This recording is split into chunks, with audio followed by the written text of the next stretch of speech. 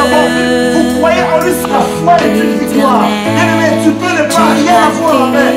Les cieux, la terre, par ta parole toute puissante, et j'ai trouvé grâce à tes yeux,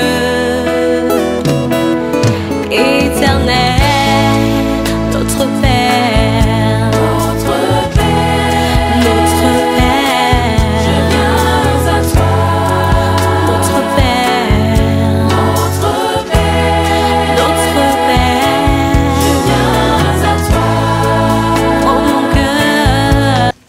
Gloire au Seigneur. Amen. 1 Jean chapitre 5, verset 4. Je parlerai un petit peu aujourd'hui sur quelques points et nous clôturerons demain.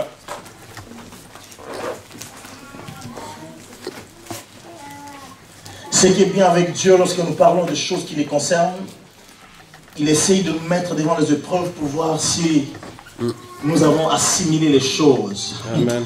Ah, ce Dieu-là, il me surprend toujours. Amen. Alléluia. Amen. Moi-même qui prêche, le Seigneur dit, ok, je vais voir si tu crois toi-même dans ce que tu prêches. Et vous qui écoutez, Dieu dit, bah, écoutez, vous avez dit Amen, ok, vous êtes venus pour prier, ok, je vais voir. Mais je sais que Dieu est bon et Dieu m'aime vraiment. Je peux dire que j'aime Dieu, mais c'est très peu par rapport à cet amour que je ressens de la part de Dieu. Bien, rien que le fait de vous voir, bien-aimé, c'est plus qu'une prophétie.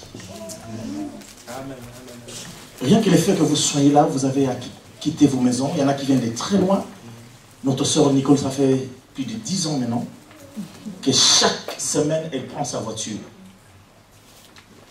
Sa nouvelle, parce qu'elle est l'ancienne qui a tellement mangé des kilomètres, permettez-moi l'expression, que la voiture a réclamé la paix. Et il y a une autre qui est venue. Le fait de te voir chaque fois, c'est très réconfortant. J'ai dit au moins, je ne suis pas venu en France pour rien. Le fait de vous voir aujourd'hui réconforte encore ma confiance dans le Seigneur, de ce qu'il m'a vraiment appelé et qu'il m'aime vraiment. Il m'aime vraiment. Dis à quelqu'un, Dieu t'aime vraiment. Est-ce que tu peux réclamer pour son amour et sa grâce?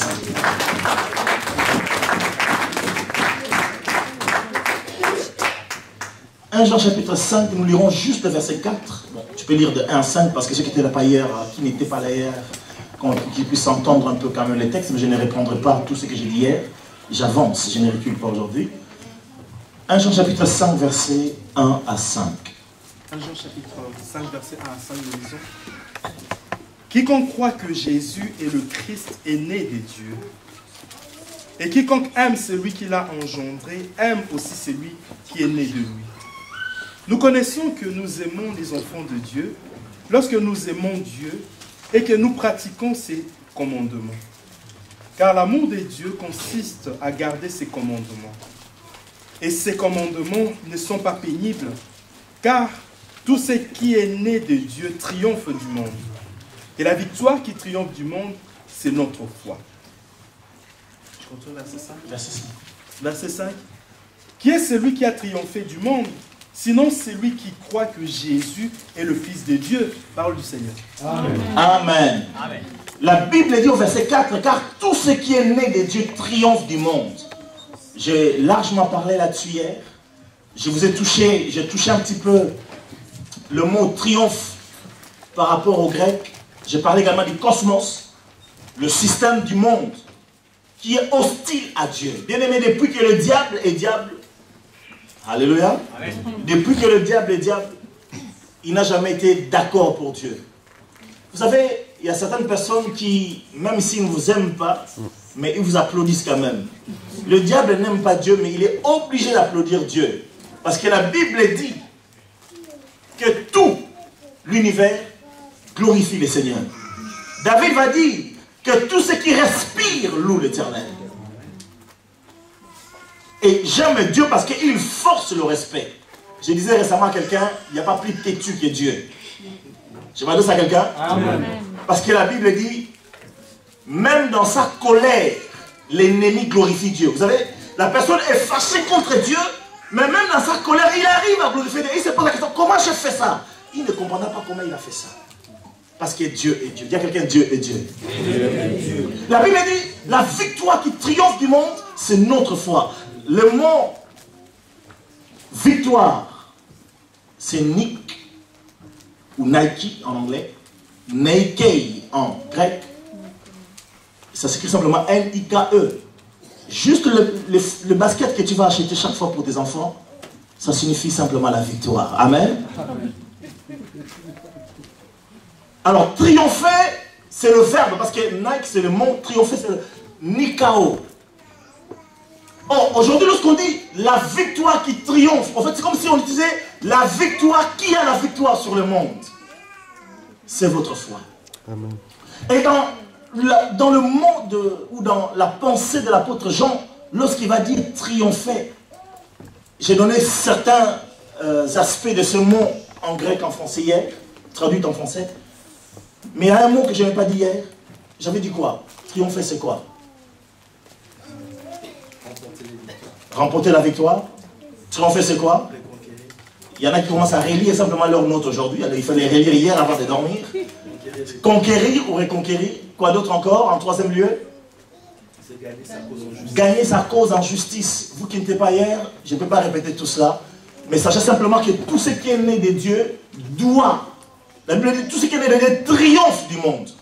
Donc, dans ton ADN, hein, dans tes gènes des chrétiens, est inscrit la victoire. Dans tes gènes, le mot échec n'existe pas. Quelque part, la Bible dit, en Jésus est prononcé le oui à toutes les promesses de Dieu. L'amen est prononcé en Jésus-Christ. Et si nous sommes nés en Christ, en nous, il y a la notion de la victoire. Amen. Le problème, c'est que si Dieu nous les répète ces jours-ci, c'est pour que nous puissions nous accaparer. Bien, mais je ne parle pas, ce n'est pas une formation de motivation comme certaines entreprises le font. Tant mieux, on motive les gens. Mais nous avons plus que la motivation parce que Dieu nous donne la puissance de cette chose-là. On peut avoir la motivation, mais ne pas avoir la capacité de changer les choses. On va booster les gens, on va bousculer les gens, on peut même devenir méchant à cause de la motivation. Mais Dieu, dans sa grâce, nous donne la capacité de comprendre que nous pouvons triompher par la foi. Et nous pouvons bouger les choses dans ce monde. Alors, le dernier sens au mot triomphe, tiré du grec, c'est dompter. Dis à quelqu'un dompter. C'est toujours avec moi? La triomphe ou la victoire, pardon, qui dompte le monde. La victoire qui peut dompter, qui peut... Quand on parle de dompter, c'est quelque chose qui t'échappe. Quelque chose qui se rebelle, quelque chose que tu as naturellement, donc tu n'as pas, sur laquelle tu n'as pas naturellement la maîtrise. J'avais un ancien patron, mon ancien patron, quand j'y travaillais encore, quand il y avait un problème que tu allais le trouver au bureau, un problème avec les clients, il disait, Sébastien, ne t'en fais pas, je maîtrise, alléluia. En réalité, il ne maîtrisait rien parfois, pas toujours. Hein. Parfois il maîtrisait, mais parfois il ne maîtrisait rien. Mais pour te calmer, il disait, Sébastien, je maîtrise. Et quand ça ne marche pas, il dit, je gère, alléluia. Je m'adresse à quelqu'un ce soir. Amen. Si tu es né de Dieu, vous savez, la Bible dit, ce n'est pas tout Israël qui est Israël. Parce qu'ils sont venus vers Jésus en disant, nous sommes quand même les descendants d'Abraham. Et la Bible dit, ce n'est pas tous ceux qui descendent d'Abraham sont ses fils. Et si je parle de miel, ce n'est pas tous ceux qui viennent à miel qui sont vraiment des miel. Parce que certains parmi nous, dès qu'ils sortent de l'église, les coups de fil, même pendant les cultes, aujourd'hui avec les SMS, il y a une maladie qui est sortie après qui s'appelle la textite. J'en ai entendu parler à la télé. Donc à force de texter, les gens vont souffrir de textite. Donc pendant que moi je prêche, il y en a qui textent. D'ailleurs, vous ne savez pas la nouvelle. Alléluia. Ils sont du miel, ils sont dans le miel, mais ils ne sont pas du miel. Et j'étais en train de dire que tout ce qui est né de Dieu, il y en a qui viennent à l'église qui disent nous sommes croyants. Mais quand Christ le regarde, il dit mais je ne vous connais pas. Et la Bible dira, ils étaient parmi nous, mais ils n'étaient pas des nôtres. Mais cette parole s'adresse à ceux qui sont vraiment des nôtres. Maintenant, regarde ton voisin et dis-lui, est-ce que tu es vraiment des nôtres?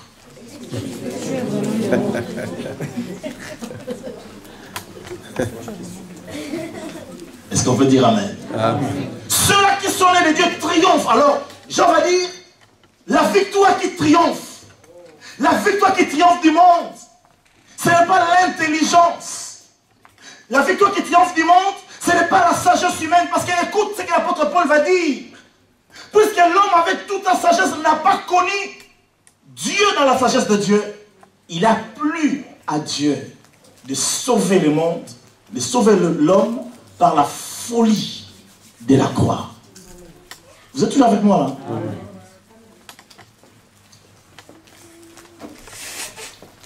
La victoire qui triomphe du monde, c'est notre foi. Or, la foi est abstraite. Tu peux lire pour nous 1 Pierre chapitre 1 verset 8, si ma mémoire est bonne. C'est un verset que je n'ai pas préparé forcément. 1 Pierre chapitre 1 verset 8, si la diaconesse peut également l'afficher. 1 Pierre chapitre 1, verset 8. Le verset 8, nous lisons. Tu peux commencer au verset 6. Verset 6. Oui. C'est là ce qui fait votre joie, quoique maintenant, puisqu'il le faut, vous soyez attristés pour un peu de temps par diverses épreuves, afin que l'épreuve de votre foi, plus précieuse que l'or périssable, qui cependant est éprouvée par le feu, ait pour résultat la louange, la gloire et l'honneur lorsque Jésus-Christ apparaîtra. Vous l'aimez sans l'avoir vu. Ah, vas-y maintenant, répète. Vous l'aimez. Verset 8. Oui. Vous l'aimez sans l'avoir vu. Est-ce qu'on peut répéter ensemble? Vous l'aimez sans l'avoir vu. Qui a déjà vu Dieu? Personne. Non, mais je parle à chacun, je ne veux pas répondre à personne. Qui a vu Dieu? Ok. Deuxième phrase. Vous croyez en lui sans le voir encore. Tu crois en Dieu? Oui. Oui. Tu l'as déjà vu? Non. Même aujourd'hui, les enfants sont plus enthousiastes que les... Hier déjà, aujourd'hui, cette première rangée là, elle est terrible. Il manque un Napolitain, il est passé derrière. Ok. Répète la deuxième phrase. Vous croyez en lui sans le voir encore. Continue. Vous réjouissant d'une joie merveilleuse et glorieuse. Merci. Regarde ton voisin, dis-lui, tu crois en lui? Et pourtant tu ne l'as jamais vu. Il y en a qui parlent au voisin sans regarder le voisin. C'est pas normal. Hein? Ma soeur avec les lunettes, tu parles au voisin sans regarder le voisin. Hein? Il y a une voisine derrière, il y a une voisine devant, il y a un voisin à gauche. Alléluia. La foi, elle est abstraite. On ne la voit pas. Mais elle est terriblement efficace. Il y a quelqu'un, elle est terriblement efficace. Elle est terriblement efficace. Vous êtes toujours avec moi? C'est par la foi que miel existe. Amen. Alléluia. Si il y a une preuve que je peux vous donner, mais c'est celle-là. C'est par la foi. C'est par la foi que tu es là aujourd'hui. Bravant la neige, bravant la fatigue. C'est par la foi. Elle est invisible. La Bible dit, vous l'aimez sans l'avoir vu. Vous croyez en lui sans le voir encore. Vous réjouissant d'une joie ineffable. Cette foi-là, F-O-I, la Bible dit, c'est quoi? Or, la foi est une ferme assurance de choses qu'on espère et une démonstration de celles qu'on ne voit pas. Une ferme assurance. Même en pleine bousculade, on a l'assurance de choses qu'on espère. Amen. Dieu, je ne le vois pas, mais j'ai l'assurance qu'il est avec moi. Amen. On chantait autrefois, j'ai l'assurance de mon salut. Autrefois, on chantait cela. Aujourd'hui, la musique a un peu changé, mais on continue à croire. Est-ce qu'on peut dire Amen? Amen. Nous croyons en lui sans le voir encore. Nous réjouissons d'une joie ineffable. Les gens te diront, aujourd'hui, si tu as un problème que tu dois aller voir une assistante sociale, tu dois sortir les mouchoirs. J'ai entendu quelqu'un récemment qui travaille dans le domaine social, dans le domaine humain plutôt, je ne sais pas moi quoi, mais bref, il va dire à son, tu vas voir un tel, ok, quand tu vas là-bas, ne te maquille surtout pas. Pas de maquillage, pas de rouge aux yeux et de noir aux lèvres. Pas de talons. Parce que quand tu vas apparaître comme ça, ils diront, mais tu es... Il faut avoir l'air, éploré. Hein? Il faut faire l'air triste. Et puis, vous savez, les gens jouent tellement la comédie que c'est facile à faire. Mais nous, les enfants de Dieu, même quand je n'ai pas le pain chez moi, il faut que j'ai toujours l'air réjouissant. Vous réjouissez d'une joie ineffable. Chez toi, le frigo, quand tu l'ouvres, alléluia, tu fermes tout de suite. Parce que ce qui reste là, c'est juste un peu de beurre et les oignons, parce que je n'aime pas trop les oignons, il en reste un peu. On ferme tout de suite. Mais quand tu sors, tu prends ton tram, tu dis, Jésus, je t'aime. Jésus, je t'aime. Et les gens regardent. Ah, mais il est heureux. Nous réjouissons d'une joie ineffable. Alors, Jean va dire, hein? Tu peux répondre à 1 Jean 5,4?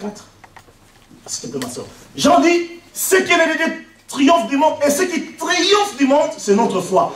En disant cette phrase, l'apôtre Jean implicitement qualifie la foi comme étant le triomphe. Amen. Ou de la victoire, si vous voulez. Donc quand quelqu'un commence à croire, il acquiert déjà la victoire. C'est pour cela que les gens font tout pour que tu ne puisses pas croire. Les événements font tout pour que tu puisses te détacher de la foi. Mais j'aimerais dire à quelqu'un ce soir, accroche-toi encore à la foi. Amen. Parce que Dieu n'a pas fini de te surprendre. Amen. Ceux qui ne veulent pas être surpris ne peuvent pas dire Amen. Mais ceux qui souhaitent être surpris peuvent dire Amen. Parce que c'est pas moi qui le ferai, c'est Dieu qui le fera. Et il s'engage, c'est pas moi qui m'engage, c'est lui qui s'engage. Alléluia. Moi, si je m'engage, je vous donne des délais, ça ne marchera forcément pas. Mais quand lui s'engage, délai ou sans délai, il accomplit toujours ses promesses. Est-ce qu'on peut dire un grand Amen? Donc, lorsqu'il qualifie de foi, lorsqu'il appelle la victoire qui triomphe du monde, c'est votre foi, la foi est une victoire. Bien aimé, tu peux ne pas rien avoir en main. Si tu as la foi, tu as la plus grande richesse qui puisse exister. Amen. La plupart des gens que Dieu a utilisés ont posé des questions. Moïse va dire à Jésus, va dire à Dieu qui va lui apparaître, parce que Dieu lui demande d'aller libérer son peuple. Il va dire, mais avec quoi irai-je?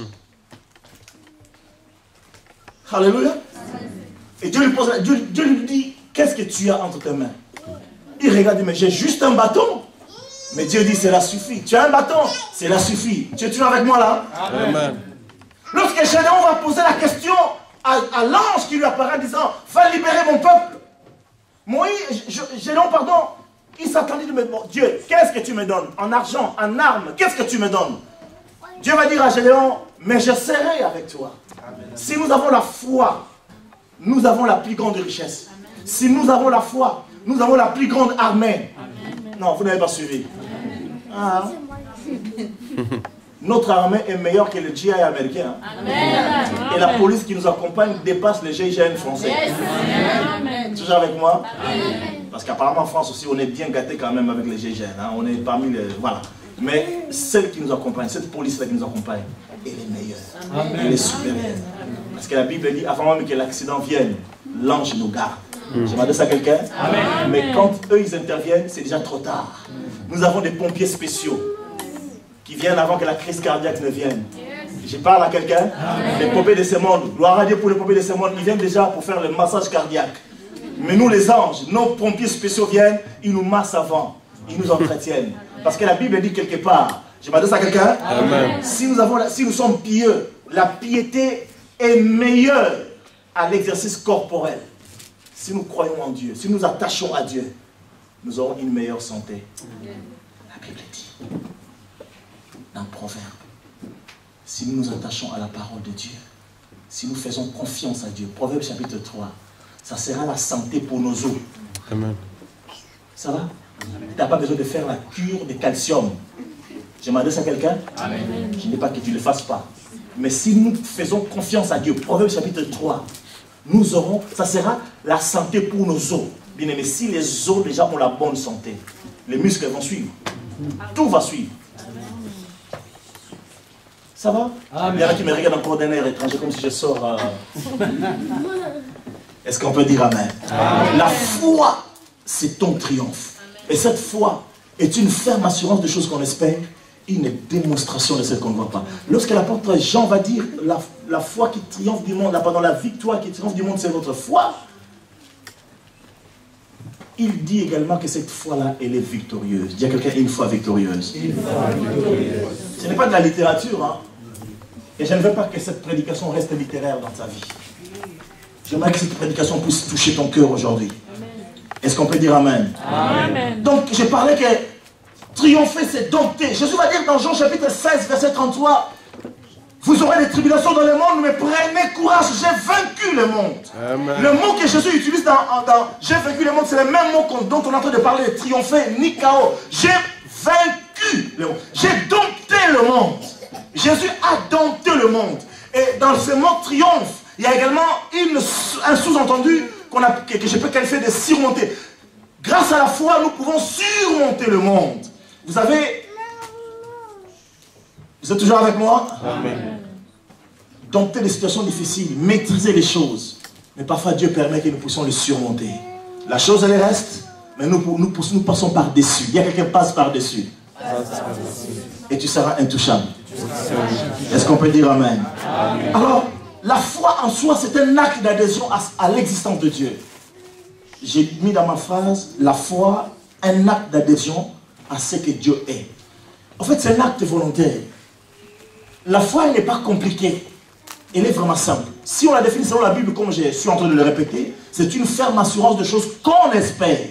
Tu as une espérance, ok. Mais ça commence par croire, adhérer à l'existence de Dieu. La Bible dit, il faut que celui qui s'approche de Dieu croit que Dieu existe. Et qu'il est le rémunérateur, celui qui paye, les payeurs de ceux qui le cherchent. Amen. Donc nous devons croire que Dieu existe. Si tu ne crois pas, c'est vrai, on peut croire à ta place pendant un temps, mais ta foi doit agir. Alléluia. Par l'apôtre, le roi David va dire, l'insensé dit dans son cœur, Dieu n'existe pas. Alors si tu n'es pas insensé, tu es obligé de croire que Dieu existe. Exode chapitre 3, verset 13 à 15, rapidement, on va les lire, s'il vous plaît. Exode 3, 13 à 15.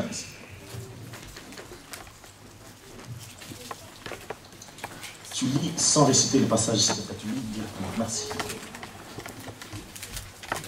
Exode chapitre 3, 13 à 15. Moïse dit à Dieu, j'irai donc vers les enfants d'Israël et je leur dirai, le Dieu de vos pères m'envoie vers vous. Mais s'ils me demandent quel est son nom, que leur répondrai-je? Dieu dit à Moïse, je suis celui qui suis. Et il ajouta, c'est ainsi que tu répondras aux enfants d'Israël. Celui qui s'appelle Je suis m'a envoyé vers vous. Dieu dit encore à Moïse, tu parleras ainsi aux enfants d'Israël. L'Éternel, le Dieu de vos pères, le Dieu d'Abraham, le Dieu d'Isaac et le Dieu de Jacob m'envoie vers vous. Voilà mon nom pour l'éternité.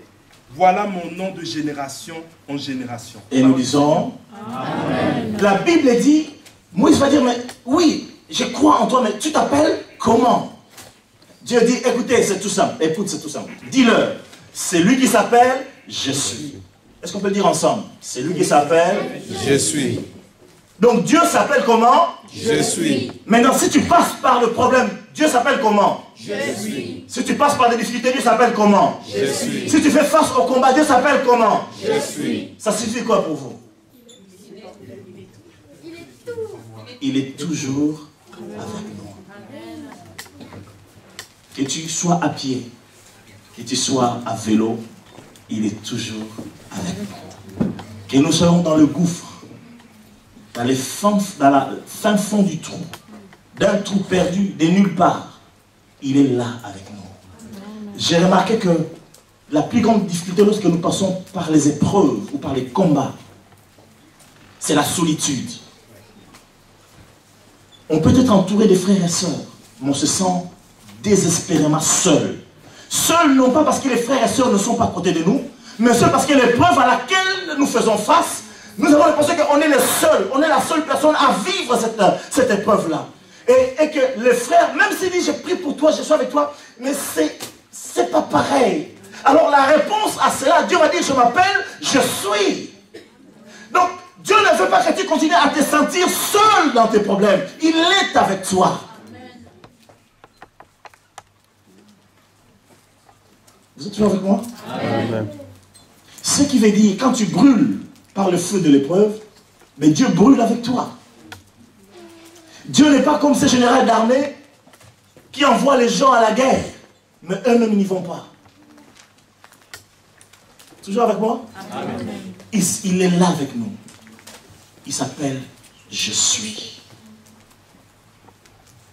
Bien-aimé, dans n'importe quelle situation, il va dire dans Ésaïe, quand tu traverseras le feu, tu ne te brûleras pas parce que je suis avec toi. Quand les fleuves vont submerger, affluer, tu ne te submergeras pas parce que je suis avec toi. Vous êtes toujours avec moi là? Amen. Voilà pourquoi David va pousser cette notion plus loin en disant, ce qu'on a entendu dimanche d'avant, quand je traverse la vallée de l'ombre de la mort, je ne crains aucun mal, car je veux que toute l'église dise, car Dieu est avec moi. La mort n'est pas quelque chose de glorieux, mais même là, il est avec nous. C'est une réalité, bien-aimé. Jésus a dit, je ne t'abandonnerai point et je ne te délaisserai jamais.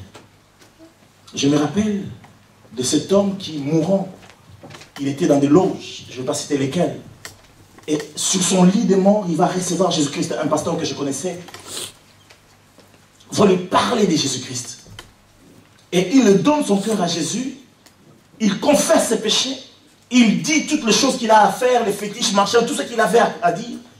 Et il va dire au pasteur, s'il te plaît, puisqu'il sentait qu'il allait mourir, quand je mourrai, viens vite prier pour moi, avant que ses confrères de la loge ne viennent trafiquer sur son corps.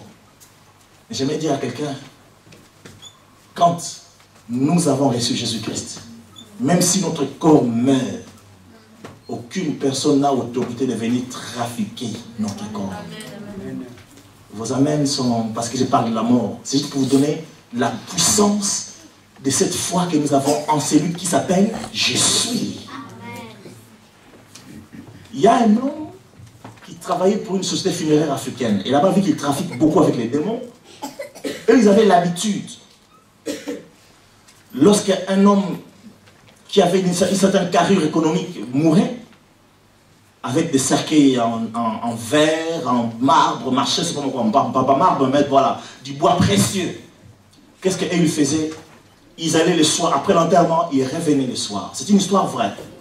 Ils revenaient le soir ou la nuit, pour ne pas dire le soir, ils faisaient des incantations, ils faisaient surnager le cercueil, ils récupéraient les habits, tout ce qui était précieux et le cercueil, c'était une compagnie dirigée par, entre guillemets, certains Européens, en Afrique bien sûr.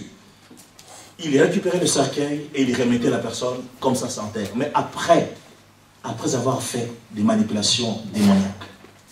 Et puis il y a un homme riche, mais chrétien, qui était décédé. Vous êtes toujours avec moi? Amen. Ils ont voulu faire comme la même chose. C'était une société qui était très connue, au standing pour les enterrements. Ils ont fait la même chose, ils repartent la nuit, ils vont commencer à invoquer. Ils avaient oublié qu'il avait quelqu'un qui s'appelle « Je suis ». J'aimerais dire à quelqu'un bien-aimé, il veille sur toi. Voilà pourquoi il va dire dans le psaume 121 que tu dormes. Lui ne dort pas. Il ne sommeille ni ne dort. C'est lui qui garde qui? Israël. Maintenant, mets ton nom. Il ne sommeille ni ne dort. C'est lui qui garde. Maintenant, tu vas mettre le nom de Miel. Il ne sommeille ni ne dort. C'est lui qui garde. Miel. Est-ce qu'on est ensemble? Amen. Nous devons croire que Dieu est. Celui qui s'approche de Dieu doit croire que Dieu existe. Et lorsque nous avons cette foi, nous adhérons à l'idée. En fait, ta volonté, c'est simple, bien aimé. Tu dois simplement décider de croire. Quelqu'un décide de croire. Un frère a chanté, un groupe qui s'appelait autrefois Jules Vincent, qui disait, Il nous faut croire. Il nous faut croire en lui. Il nous faut croire. Juste ça. Tu dois croire. C'est simple. Décide de croire. Quand tu décides d'aller au travail, quand tu décides de te lever, décide ce soir de croire que Dieu existe. Quand tu commences à croire maintenant, c'est le commencement de la victoire. Amen. Elle est encore, je dirais, virtuelle, mais elle est spirituellement réelle. Amen. Alléluia. Amen. Mais c'est le commencement de la victoire. Il y a quelqu'un commencement de la victoire. Adhère à ce que Dieu existe. Alléluia. La deuxième chose par rapport à la foi, elle ne doit pas être une adhésion de ta conscience. En fait, tu dois dire à ta mentalité, à ta pensée que Dieu existe. Quel que soit ce que tu ressens dans ton corps, quel que soit le combat auquel tu fais face, tu dois dans ton cœur être sûr que ton Dieu existe. Qu'il pleuve, qu'il neige, qu'il vente, il est là. Mais ça ne doit pas s'arrêter là. Alléluia. La foi doit maintenant manifester quelque chose d'autre. La foi victorieuse se met en marche. Dis à quelqu'un, la foi victorieuse se met en marche. La foi victorieuse. Josué chapitre 3, verset 14 à 17, c'est bien aimé. Josué, chapitre 3, verset 14 à 17. Vas-y mon frère. Josué.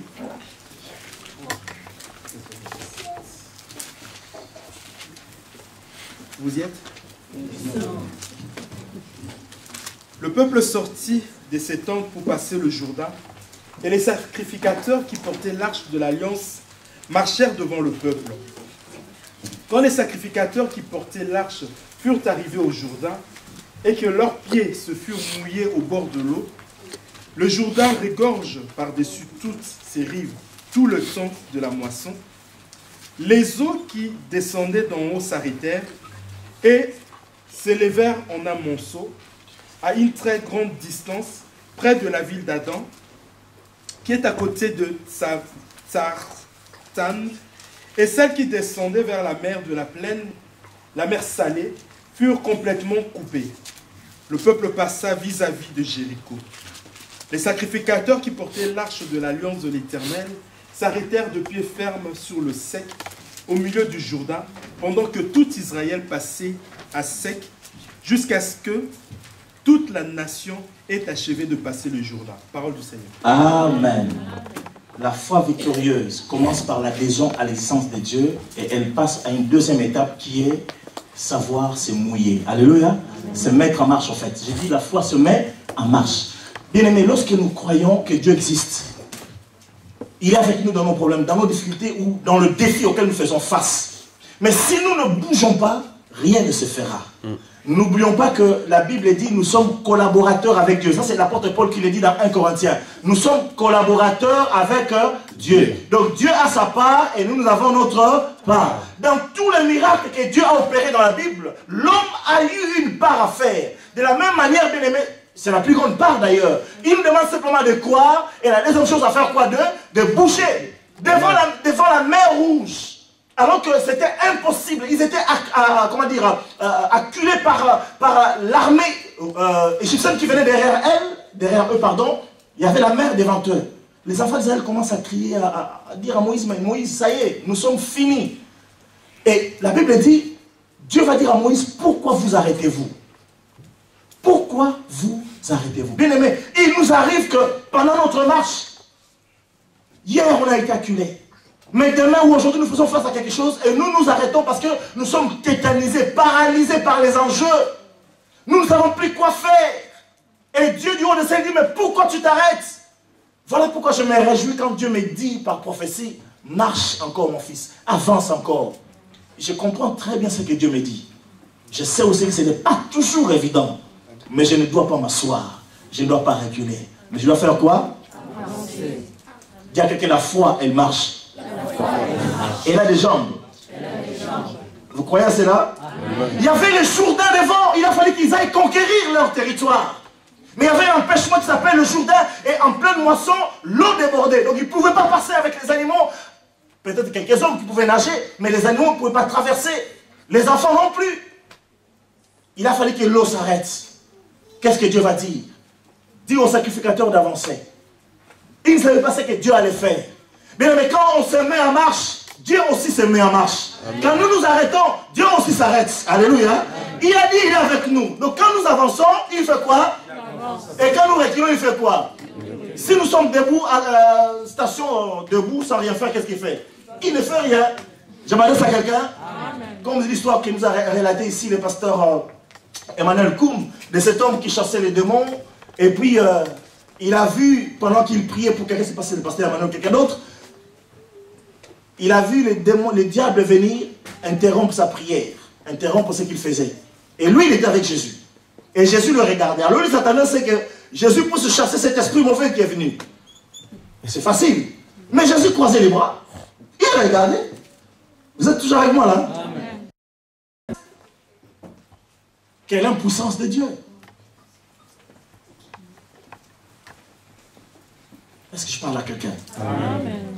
Pour que Dieu se révèle à l'époque d'Akab, il a fallu que quelqu'un soit audacieux. Parce qu'on ne peut pas se mettre en marche si on n'est pas audacieux.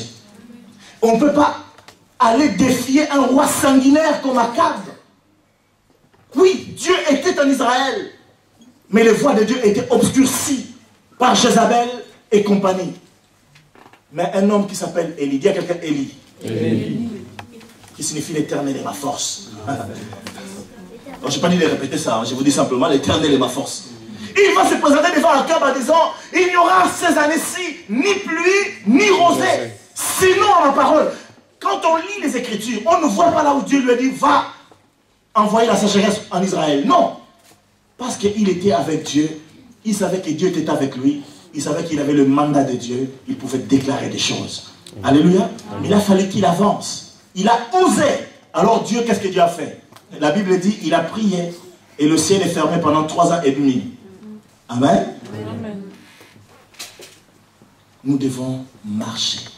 Ça, c'est l'étape qui nous manque. Lorsque nous regardons la vie de David, 1 Samuel chapitre 17, on ne va pas le lire. Face à Goliath. Face à Goliath, c'est une guerre de mots. Là, on voit David qui avait déjà la force, la foi, pardon, que Dieu est avec lui, que Dieu existe.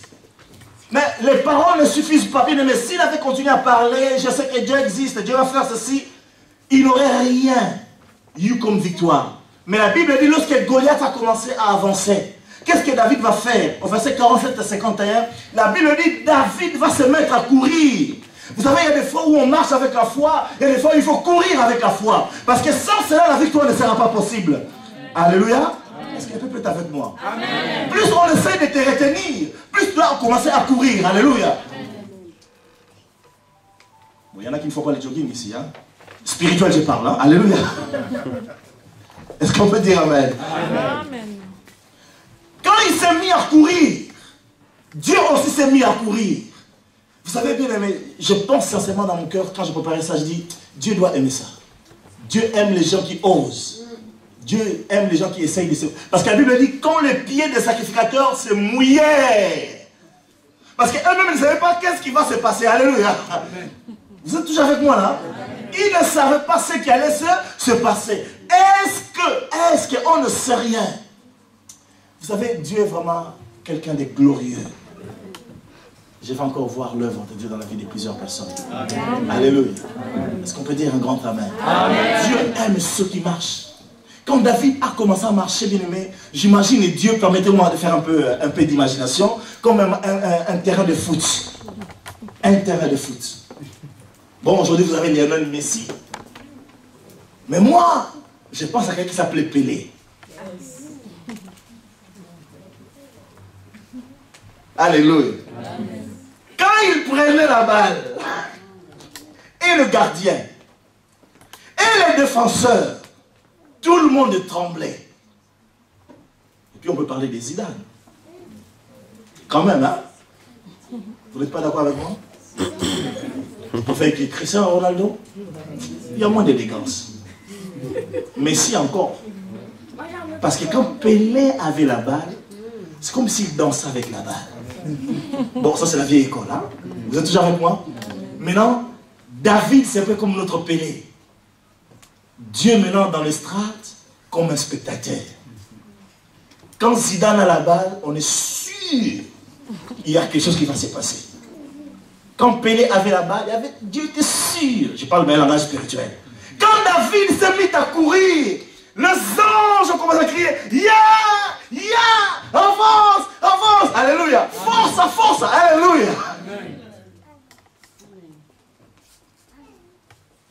Est-ce qu'on peut dire un grand amen? Amen. Dieu aime que nous avançons. Alors là, le ciel se met en marche. Le ciel se met en mouvement. Et il accompagne chacun de nos pas. Il accompagne chacun de nos mouvements. Et il anticipe ce que nous allons faire. Bien-aimé, comment comprendre un homme qui est protégé de la tête aux pieds, qu'il est juste une faille, une simple faille, une toute petite faille. Mais la pierre, elle passe juste dans cette faille-là.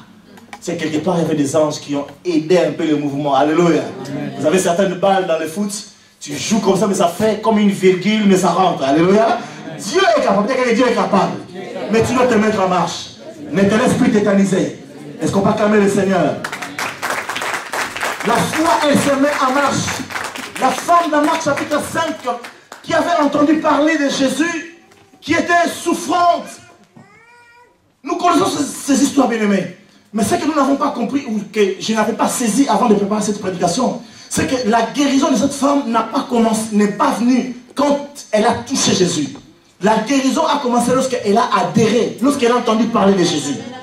Elle a adhéré à l'idée que Jésus existe et que Jésus est capable de la guérir. À partir de ce moment-là, la guérison était possible.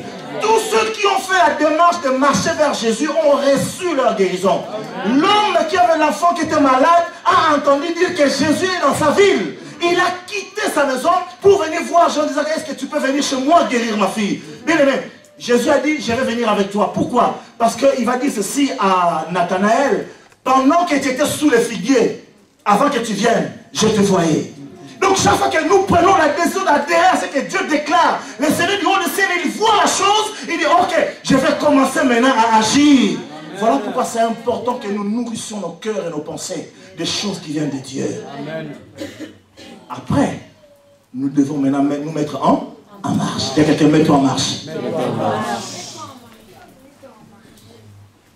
Cette femme, qu'est-ce qu'elle a fait? Elle ne s'est pas limitée à avoir la connaissance, l'adhésion à ce que Jésus est capable de faire. Mais elle s'est mise en marche. Et que, pas que physiquement d'ailleurs, parce qu'en tant que femme impure, selon la loi hébraïque, la loi juive, elle ne devait pas sortir de la maison. Elle ne devait pas se mêler là où il y avait surtout des hommes. Et encore, oh scandale, aller toucher le vêtement d'un homme, ça elle ne pouvait pas le faire. Elle a marché au-delà de ce que les hommes pouvaient mettre comme obstacle. Voilà pourquoi lorsqu'elle a touché Jésus, la Bible dit une puissance est sortie. Jésus dit, j'ai senti une puissance qui est sortie de moi. Quelqu'un m'a touché. Et pourtant, il y avait de nombreuses personnes autour de Jésus qui les touchaient, qui les bousculaient. Mais cette femme a réussi à extirper quelque chose. Dis à quelqu'un, mets-toi en marche. La foi victorieuse, bien-aimé, non seulement se met en marche, mais elle glorifie Dieu avant les résultats. Vous vous rappelez de ce qu'on a lu au début? Nous réjouissons d'une joie ineffable. Je sais qu'il agira en son temps. Alors je me réjouis de ce qu'il fera déjà. Même si aujourd'hui mes yeux ne le voient pas, mais je sais que je vivrai la chose extraordinaire. Amen. Je m'adresse à quelqu'un. Jean chapitre 11, 41-44, vous connaissez l'histoire de Lazare. Jésus devant le tombeau de Lazare. Parce que c'est ça la foi en fait. La foi ne voit pas d'abord. Aujourd'hui nous disons, surtout en France, tu crois, oh non, moi je suis Saint Thomas. Pourquoi? Parce que Saint Thomas, il a fallu qu'il voie avant de croire. Mais il a changé d'avis depuis Saint Thomas. Alléluia. Vous êtes toujours resté au Saint Thomas d'avant la résurrection. Mais les choses ont changé entre temps. Parce que Jésus va dire, heureux ceux qui croient sans avoir vu. Et nous avons lu avec Pierre. Nous l'aimons sans le voir. Nous croyons en lui sans le voir encore. Mais nous nous réjouissons. Lorsque devant le tombeau de Lazare, les gens disaient, il pue, il sent, sa propre sort d'ailleurs. La Bible dit, Jésus, levant les yeux au ciel, il va rendre grâce, Père. Je te loue de ce que tu m'as déjà exaucé. Quelle folie! Je n'ai pas encore la chose que j'ai demandé, mais je sais que je l'ai déjà. Amen. Je n'ai pas l'argent que j'ai demandé pour miel, mais je sais que je l'ai déjà. Amen. Même s'ils l'ont enterré quelque part, Aujourd'hui, Jésus s'appelle la résurrection. Alléluia. Il faut que cet argent-là ressuscite. Ça a déjà commencé. Hein. Évangile. Mon argent là que j'attends, il est en route. Hein? Il est en route. Alléluia. Je suis sérieux, bien-aimé. Très sérieux. Très sérieux. Il est quelques kilomètres. Vous savez, je me dis, dans quelques mois, j'aurai 50 balais. Ou aspirateurs. Amen. Ah, il faut que ma vie ne soit plus la même. Amen. Pas que pour l'argent, mais mon ministère doit prendre un autre tournant. Alors je me réjouis de ce que Dieu va faire. Amen. Comment, je ne sais pas. Quand, j'en sais rien. Mais je sais que je ne mourrai pas sans voir mon fils prêcher la parole de Dieu. Amen. Je sais qu'il est là, qu'il m'entend. D'ailleurs, lui qui le fait, qui le nom, il va prêcher la parole. Voilà, ben on en cours de la part de Dieu. Amen. Je ne traduirai pas parce que c'est un peu compliqué. Vous êtes toujours avec moi? Amen. Je sais une chose, que ma descendance servira à l'Éternel. Amen. Qu'il les veuille ou non. Amen. Ça c'est la foi. Ah bah ouais. Ça c'est la foi. Je m'adresse à quelqu'un ce soir. Amen. Jésus va dire, je te loue de ce que tu m'as déjà exaucé, mais le corps de Lazare puait, sentait les... Et Jésus n'a pas dit, mettez un peu du parfum pour que ça soit un peu bon. Non, laissez comme ça. Il a rendu grâce, bien aimé, devant 2 pains et 3 poissons. Qu'est-ce que Jésus a fait? Il n'a pas dit, vous savez, parfois nous prions et nous avons peur du résultat après. On ouvre un peu les yeux pour voir est-ce que ça ne marche pas. Il y a des amis qui secouent les gens. Alors, lève-toi. Alors, tu sens quoi? Tu sens. Il n'y a pas besoin que j'impose les mains ou pas. Que la personne sente quelque chose ou pas. Je sais que Dieu a agi et il guérit la personne. Amen. Je m'adresse à quelqu'un ce soir. Amen. Nous rendons grâce avant que la chose n'arrive. Parce que je sais que quelque part elle existe déjà. Amen. Nous allons maintenant voir la chose se réaliser. J'entends beaucoup, même récemment, quelqu'un que je n'ai jamais entendu prophétiser, qui est venu d'ailleurs, il me dit, il faut que tu rentres dans ce que Dieu a prévu pour toi. Oh! Je dis, waouh! La musique et la prédication, et la musique et l'apostolat. Je dis, mais si ce petit-là ne m'a jamais prophétisé avant, est-ce que c'est parce qu'il a mangé une fou, moi c'est le pasteur Jonathan? Qu'est-ce qui lui est arrivé? Alors je me dis, c'est le temps de Dieu. Il faut que je marche. Amen. Il faut que je marche sur Agnon. Il faut que je marche sur d'autres villes. Il faut que je marche à Paris. Il faut que je marche dans d'autres pays. J'ai encore des enfants engendrés. J'ai encore des serviteurs à élever. Amen. Des hommes et des femmes à former. Amen. Alors il faut que je me mette en marche. Amen. Alors Seigneur, je te loue pour tous les enfants que tu m'as donnés que je ne vois pas encore. Hein. Les Mindélé, les Chinois et les Blancs. Hein. Ok, alléluia. Amen. Et les Batumwindu. Alléluia. Est-ce qu'on peut dire Amen? Amen. Loue Dieu quand ton problème est difficile. Loue Dieu. Loue, je sais que tu agiras. Quoi qu'il arrive, je sais que tu es déjà à l'œuvre. Et puis, dernière chose. La foi victorieuse ordonne. Il y a quelqu'un, la foi ordonne. La foi ordonne. Elle ne subit pas. Elle ne subit pas. Elle surmonte. Elle triomphe. Elle va à la conquête. Elle dompte. Elle maîtrise. Elle gère. Parce que Dieu est avec elle. Alors la foi victorieuse, c'est quoi la dernière chose que j'ai dit tout à l'heure? Ordonne. La foi victorieuse, qu'est-ce qu'elle fait? Marc chapitre 11. Jésus va dire, verset 22 à 24. Vous direz à cette montagne, ôte-toi de là et jette-toi à la mer. Il y a des gens qui disent, montagne au nom de Jésus. Et puis il est là. Mais Dieu ne va pas bouger. Mais ce n'est pas ton problème. Ordonne simplement. Alléluia. Vous direz à cette montagne, ôte-toi. Après avoir rendu grâce, Jésus va ordonner maintenant. Lazare, sort. Écoutez, il ne va pas dire, Lazare commence à bouger. Non. Lazare sort. Et pourtant, il sait que non seulement il est mort, pourri depuis 4 jours, mais selon la tradition juive, il est bandelé. Donc, il est entouré de bandes, il ne peut pas. Comment il est sorti? Peut-être qu'en sautant. Mais puisque Jésus a ordonné, lorsque la foi ordonne, peu importe la manière, mais la chose arrive à venir à l'existence. Que Dieu nous bénisse ensemble. Amen.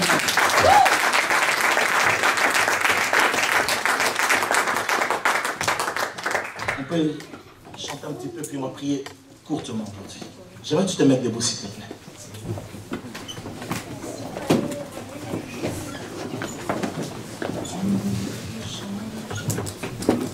Vous venez, s'il vous plaît.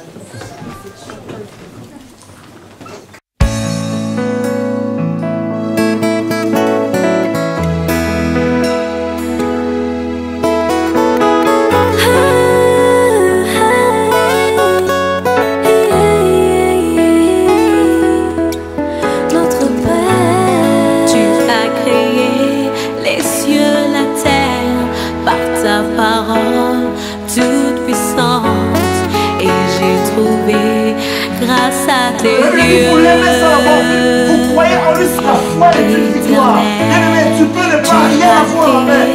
Les cieux, la terre, par ta parole toute puissante. Et j'ai trouvé grâce à tes yeux.